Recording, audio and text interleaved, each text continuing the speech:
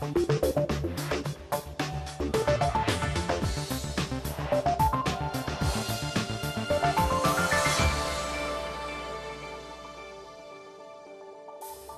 and welcome to the programme. I'm Nima Abouard, and this week we're in the UAE capital, Abu Dhabi.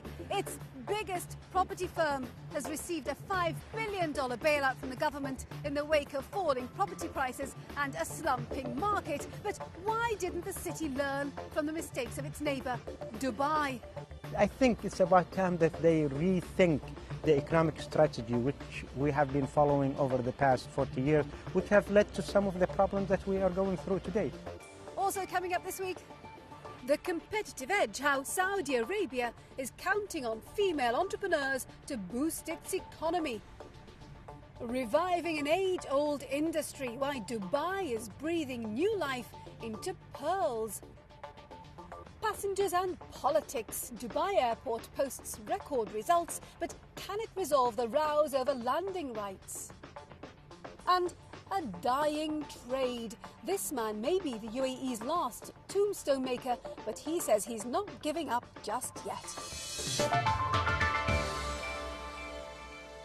But first, they say Abu Dhabi learned from Dubai's mistakes, but the UAE capital has just bailed out its largest property firm to the tune of $5 billion. Adad, which is behind some of the city's biggest property projects, is going to use the money to pay off some of its debts and to support a slumping property market. Now, Dubai's property woes are well documented, and it was said that Abu Dhabi would not fall into the same trap. But has it? That's a question I put to Abdel Khaliq Abdallah, Professor of Political Science at the UAE University. What we have known for fact through experience from the Dubai's financial crisis is that the real estate sector is the weakest link in the Dubai model, in the Dubai economy. That has proven time and again, and we have seen the price of it, and we have seen the fallout of it, and Dubai has paid a dear price. Abu Dhabi has to learn that from Dubai, and I'm not sure if they have yet learned it, because everybody else, Dubai, Abu Dhabi, Doha, everybody else is copycatting Dubai's experience. They have channeled so much investment in there, and it's not paying off yet. But aren't they in essence still competing? Competing, yes. This has been going on for ages and years. The two cities are good when they compete with each other, and they are at their best when they complement each other. Competition has benefited both of them and has benefited the UAE in general. There has been a duplication, there has been a reputation, there has been a lot of, you would wish that they coordinate some more. But in many aspects, they have also been complementing each other. And mind you, the spot has moved from Dubai to Abu Dhabi, where it's going to be for the next probably 10 years. So it is still within the United Arab Emirates. But we are talking about duplication of effort. So how united is the United Arab Emirates? It is a united country, and there is no way. We still have one flag, we still have one president, we still have one capital, we still have everything one. So it is a one country, it's a united country. A united country does not necessarily mean a problem-free country. We do have a lot of problems, okay? And the federal government has to attend to them. Abu Dhabi has to be alert to it. Federations allow for decentralization, especially on the economic level. Each is an economic entity and by itself.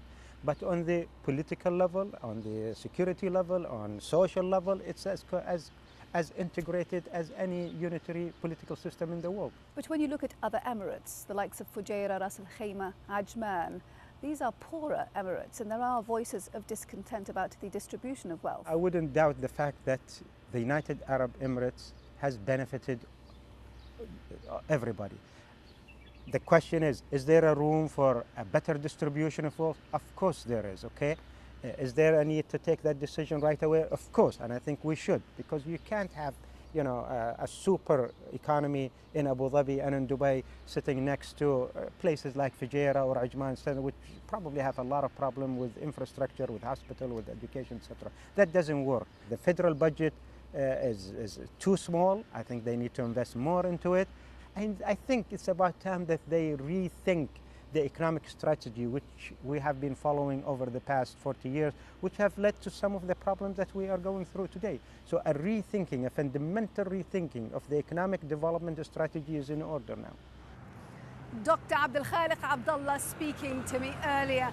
Over to Saudi Arabia now, where women can't drive and there are strict laws governing where and when men and women can mix in public. Those are just a couple of the challenges facing businesswomen in the country. Now this week, Riyadh is playing host to the Global Competitiveness Forum. It's an event designed to promote Saudi Arabia as a place to do business. But just how competitive can it be when half its population is restricted in how it's involved in the economy? Well, Philip Hampshire went to the capital to find out. Here at Marine Printers in Riyadh, Saudi Arabia, they work on everything from plastic decals for racing cars and delivery vans through to promotional leaflets for fast food chains. But one of their most interesting customers is Oasis. It's a fashion and art magazine run by two sisters and their mother. It's become popular with Saudi's fashion elite over the last 3 years and represents a big step forward for women in business. But it's not all go for female employment in Saudi Arabia. Here at the printers where they put together Oasis magazine, they only employ men. It's in a different area. It's a different kind of work. And crucially, it's a different working environment. Nonetheless, things are improving. A decade ago, women made up 5% of Saudi's workforce. Now it's 15%. That's a big change. Basma Boozer is one of the sisters in charge of Oasis. She's optimistic about the improving position of women in the economy. I think the majority, or at least even the new generation, is growing up to saying that it's a legitimate right and there shouldn't be a difference at this point. As long as they own their business, and they should be able to work in it. Or even if they don't own the business, they should be treated as any other person who's seeking employment. But given cultural feelings in the kingdom about women working, how does Basma's father feel?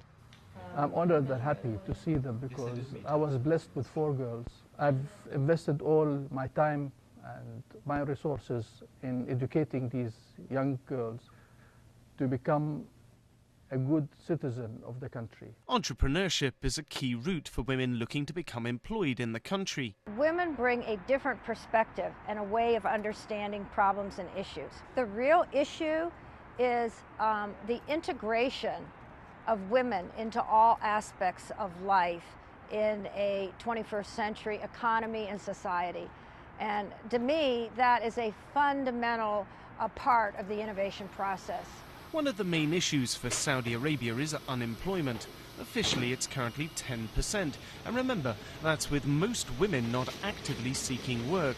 With much of the political turbulence in the region, from Tunisia to Egypt to Algeria, caused by young men, there's concern about a large expansion in the workforce.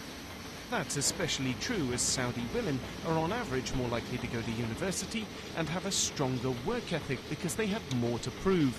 Well, I think this relates again to looking at innovation and job creation and business creation as a potential world of abundance versus scarcity. And that's where we get into the whole issues of entrepreneurship and how to marriage the capital, the investment, the patience, and the market-driven needs to entrepreneurship. I mean, this country has tremendous wealth. It has tremendous wealth in families as well as at the government level. And, you know, are there now angel investment funds that are particularly targeting the opportunity for, you know, new business creation coming out of women? There's also another issue. If you own a shop and have a choice between a local woman and a cheaper foreign worker who's less likely to cause a stir, you may tend towards employing the latter. So no one is entirely sure how much of the increase in female workers is a take-up of local women versus foreigners. Still, the country's making progress, and that's important. With their education and work ethic, more women in business is something companies are hoping the larger population will buy. Philip Hampshire reporting from Riyadh there. Now, long before oil was discovered, the Gulf made its money from the pearl industry. But when cultured pearls were developed in Asia, the pearl industry here collapsed. But now the UAE is trying to revive pearl trading here. And recently, Dubai's Pearl Exchange held its first ever commercial auction, offering gems retailing for more than $30 million. So what are buyers looking for these days? That's a question I put to Malcolm Wall-Morris, Chief Executive of Dubai's Multi-Commodities Centre. Here we have a lot of pearls and there's various different sizes, but just to give you an idea, we have a single pearl which is very beautiful. Look at the luster, it's perfectly round, perfectly smooth. Here, you should take it. I mean, You're now keep it. holding, well, I wouldn't say keep, unless of course you had about $15,000. So what do the customers look for? Well, the beauty of pearls is they seem to have reinvented themselves. I mean, traditional markets, sort of in Europe and the US, have always liked this very white pearl. Markets in the Far East are looking at sort of coloured pearls, so the black pearls, or the sort of the coral-coloured pearls, or indeed the sort of the charcoal-coloured pearls. Do they buy loose pearls like this, or do they prefer to have them pre-stranded? It's a real mixture. I mean, what the auctioneers have realised is that there's a variety of ways of selling pearls. Now, the strand you're holding now has been pre-selected by this particular auctioneer to help new buyers come in and say, oh, I could make a beautiful necklace out of that. Traditionally, however, you have trays of pearls like this. Various sizes and everything else, and they will actually, the buyers will hand select and say, yes, I could make 4 necklaces, various earrings, etc. So who actually came here? People from all over the world, or people who live here already? Traditionally, this type of auction has taken place in Hong Kong or in Japan. And what we're seeing here, because of Dubai's location strategically, it's close to Europe, it's close to GCC, it's close to Russia, but also not very far away, technically flying-wise, from the USA. So we're seeing global customers coming halfway, meeting at the halfway point. How did you convince your client, the people holding the auction, to come here? They've chosen the Dubai and the Dubai Multi-Commodities Centre because we have these state-of-the-art facilities. We have the Dubai Pearl Exchange. We have a very strong heritage in the flow of trade and the flow of commodities. There's a strong jewellery business here, and it's very easy to get to Dubai. You can pretty much fly to Dubai from anywhere in the world, and therefore it's a very good location to market your product globally. What do you want to be globally?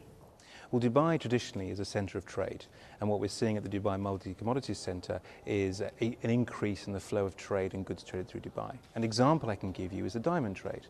About 7 years ago, the value of rough diamonds traded through Dubai was about $5 million. This year it's going to be $22 billion. Now, pearls have got a long way to go. This is our very first auction, but the Dubai Multi-Commodities Centre has got a very strong track record of stimulating that sort of flow of trade. Malcolm Wall-Morris of DMCC speaking to me earlier. Right, we're going to take a short break now. When we come back, carving a living out of the mountain. We meet the UAE's last tombstone maker and find out why, at 82, he's not quite ready to retire.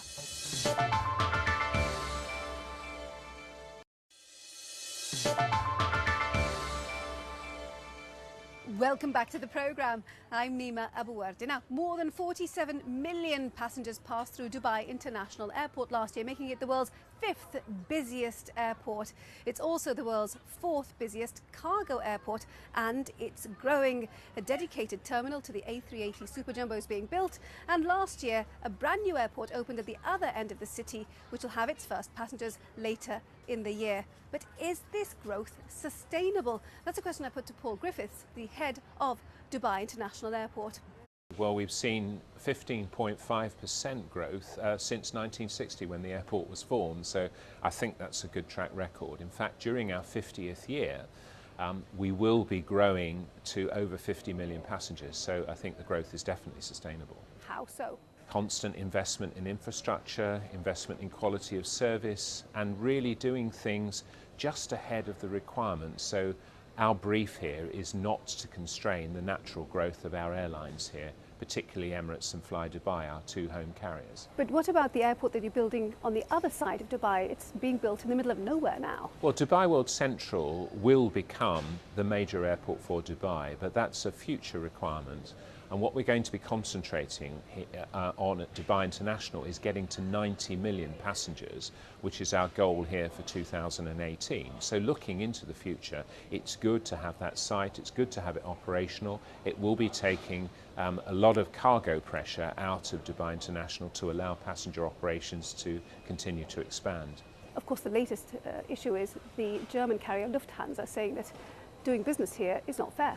And what's unfair about it? Because what they're seeing is customers preferring the product we've got here. We have an open skies policy, so we have no restrictions on who can fly in and out of Dubai. There's no bilateral protection for any carrier. We have a very liberal employment policy here. The cost of living here is actually pretty reasonable. The taxation is low. So we are able to do things which actually are in the national interest.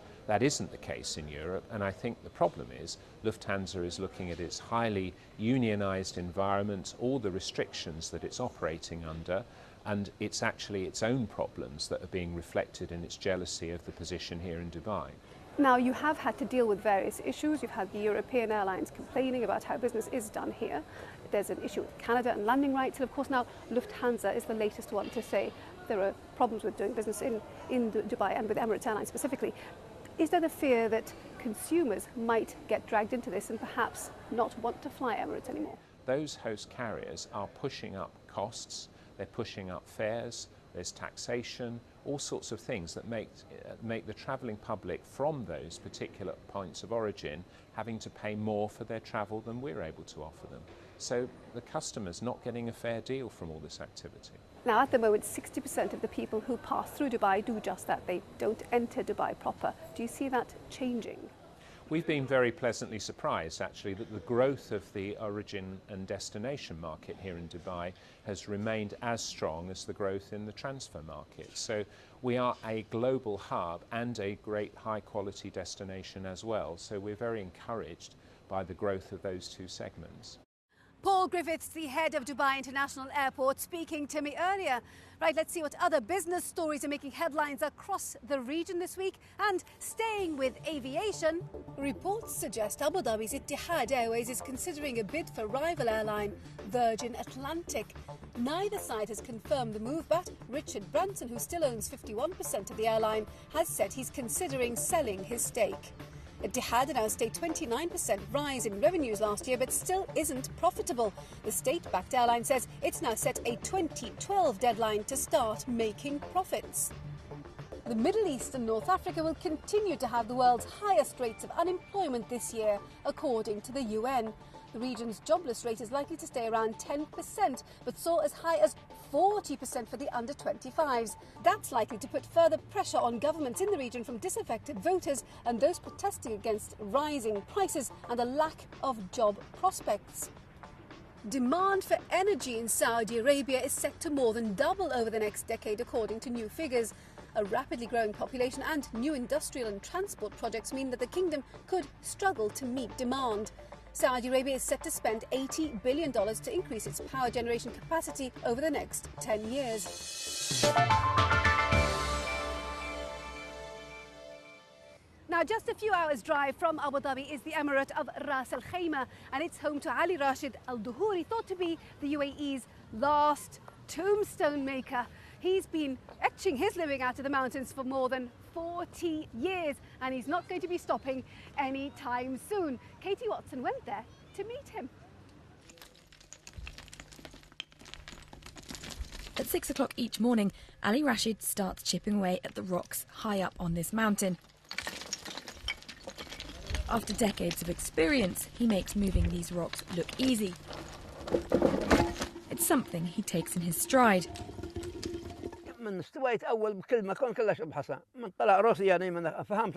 I've been doing this job ever since I could work. I started off building wells. No one taught me. I learnt it all myself, and I've now been doing it for 45 years. I'm 82 now, and I'm the only one doing it. I do it all on my own, carrying the stones on my own to the other side.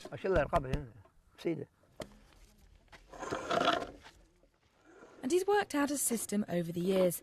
Once he's cut the rock from the mountainside, metal poles help him slide it down to the cliff edge. From there, all it needs is a big shove to push the slab to the bottom of the slope. The rock he takes from this mountain is used to cover tombs for families across the emirate. Carving out the rock takes a keen eye and years of experience. It's this experience that his clients value and has allowed him to stay in business for so long.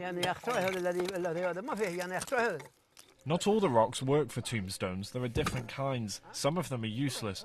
Factories aren't interested in using rocks for graves. People like the natural stones. They ask me for their stones. But his income can be unreliable, so now he started to sell the stones as garden decorations when times are hard. The amount I get paid isn't fixed. People pay what they can afford.